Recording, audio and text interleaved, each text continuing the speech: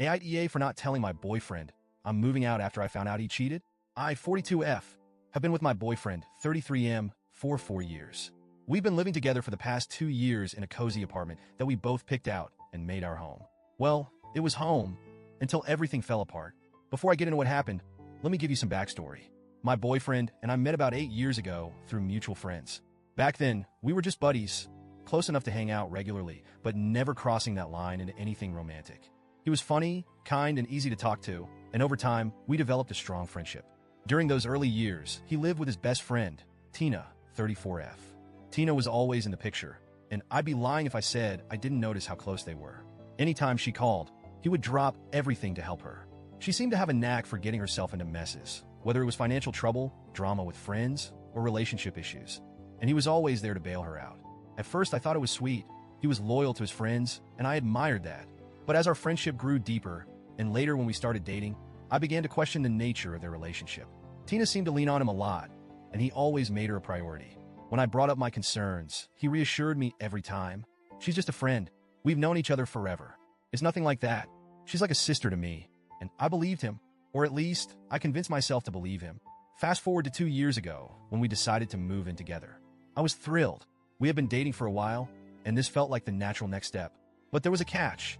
Tina was also moving out of her place, and my boyfriend suggested she stay with us temporarily until she got back on her feet. I wasn't thrilled about the idea. Having his ex-roommate, someone I already felt uneasy about, living with us wasn't exactly my dream scenario. But I wanted to support him and not come across as insecure or controlling. So I agreed, telling myself it was only temporary. At first, everything seemed fine.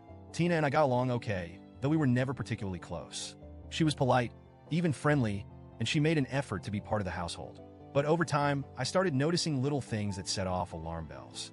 She and my boyfriend had an ease with each other that sometimes felt too intimate. They'd share inside jokes, finish each other's sentences, and have conversations that excluded me entirely. Sometimes, I'd walk into the room, and they'd stop talking, almost like they didn't want me to hear what they were discussing. It was subtle, but it was there.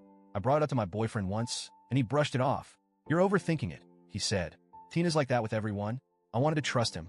I did trust him, or at least I thought I did. But 2 months ago, that trust was completely shattered. It started with small changes in his behavior.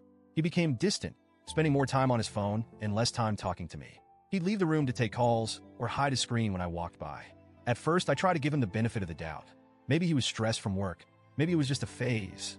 But the nagging feeling in my gut wouldn't go away. One night, I couldn't take it anymore. While he was asleep, I grabbed his phone and started going through his messages. I know, invading someone's privacy is a huge breach of trust. But at that moment, I felt like I had no other choice. And what I found confirmed my worst fears. There were texts between him and Tina. Explicit texts. Messages that made it clear they weren't just friends. I read through them, feeling my stomach churn with every word.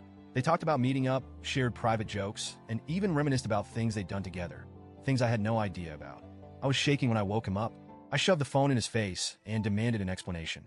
At first, he denied everything, claiming it was just joking around and that I was blowing things out of proportion.